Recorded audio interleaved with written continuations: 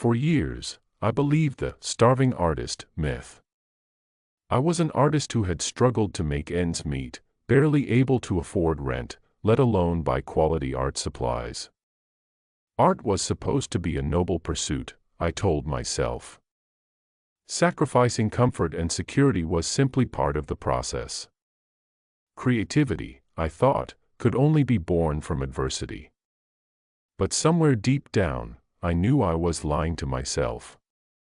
My name is Ava, and I'm an artist. I spent years struggling with the idea that being an artist meant I had to embrace poverty. It was an unspoken rule that every creative seemed to accept: either you were an artist, or you were financially stable. But the truth, which I only came to understand much later, was far from that. I was living in a small apartment in the heart of a city filled with inspiration, yet I felt trapped in a cycle that seemed impossible to break. My paintings were getting attention, but not enough to cover the bills. My small exhibitions, which I worked so hard to put together, were barely making a profit. I worked part-time jobs, held gallery shows that hardly paid, and found myself selling small, inexpensive prints just to stay afloat. I couldn't help but wonder, was this really the only way for artists to live? Was financial struggle a necessary part of the creative journey? Or was there a way to escape this exhausting cycle of barely surviving, despite doing something I loved? I had my first real wake-up call one evening when I was having dinner with a fellow artist, Claire, who was a few years ahead of me in her career. I admired her work. Her paintings were stunning, each one a beautiful abstraction of cityscapes and human emotion.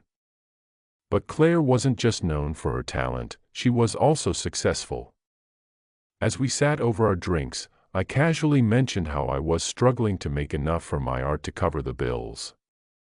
"You're doing it all wrong, Ava," she said, without hesitation.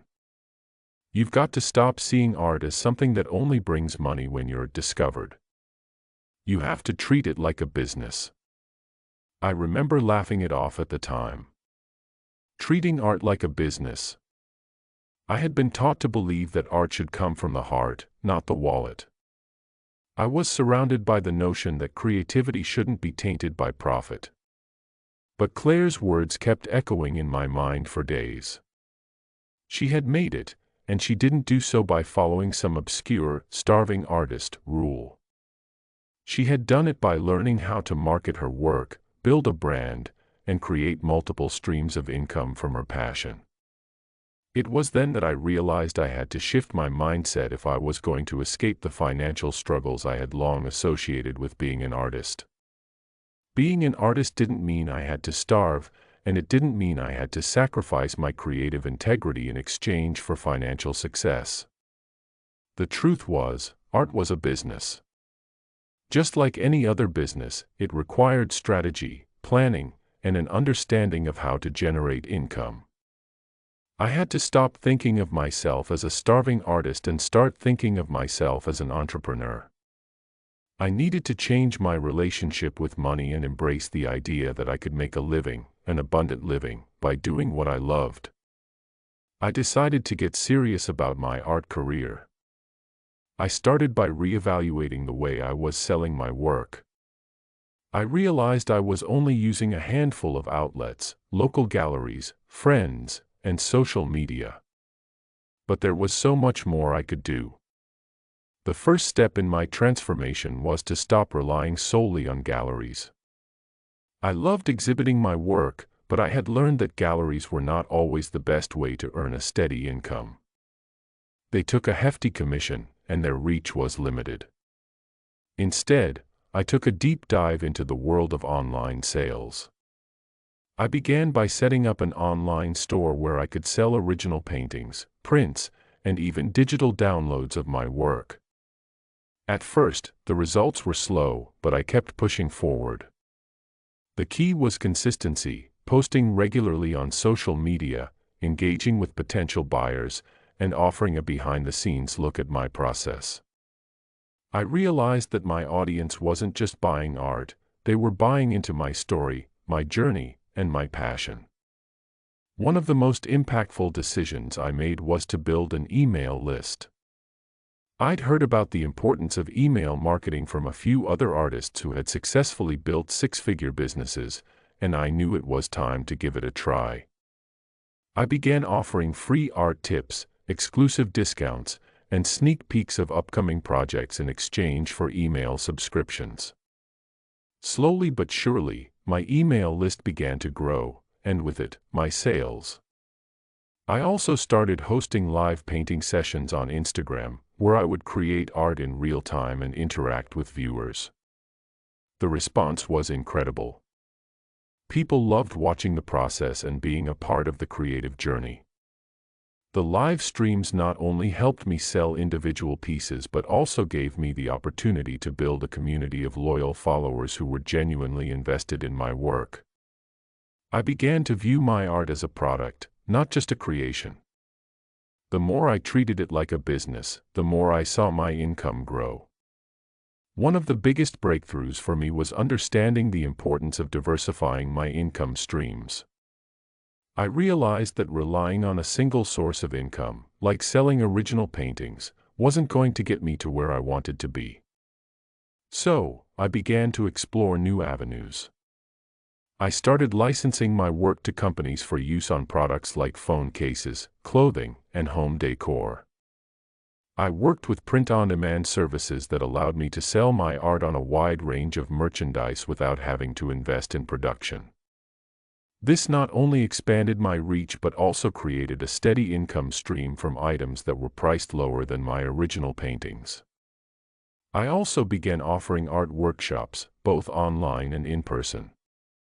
Sharing my creative process with others was fulfilling, and the workshops became a great way to supplement my income.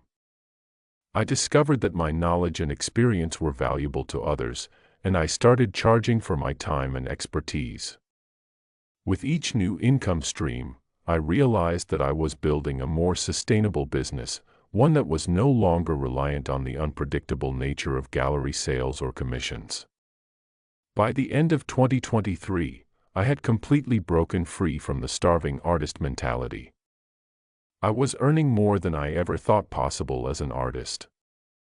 My online store had become a steady source of income, and my workshops were booked months in advance. Licensing deals had opened up new opportunities for me, and my artwork was being seen by audiences around the world. But the most rewarding part of all was the creative freedom I now had. No longer was I worrying about making ends meet or taking on commissions that didn't excite me. I had the freedom to create what I loved, when I wanted to. I was no longer held back by the fear of financial insecurity. Instead, I was building a life that allowed me to focus on my art, knowing that my business was thriving. The key to breaking the starving artist myth wasn't just about making more money, it was about redefining the way I viewed my career. I learned that art could be both fulfilling and financially sustainable, and I no longer believed the false narrative that artists had to suffer to succeed. Success is possible, even after years of struggle. If there's one lesson I can share with other artists, it's this: you don't have to choose between your passion and financial security. The starving artist myth is just that, a myth. Artists can build successful, sustainable businesses by embracing their entrepreneurial spirit, diversifying income streams, and treating their art like a product. It's not about compromising your creativity for money, it's about finding a way to create freely without the constant worry of financial instability. The world is full of opportunities, and if you're willing to invest in yourself, learn the business side of things, and get strategic with your marketing, you can create a life where art isn't just a passion, it's a thriving, profitable career. The starving artist mentality no longer holds any power over me. It doesn't have to hold power over you, either. Your creativity is valuable, and it's time to build a life that reflects that. Success is possible, even after years of struggle. If this story inspired you, hit like, subscribe, and keep pushing forward.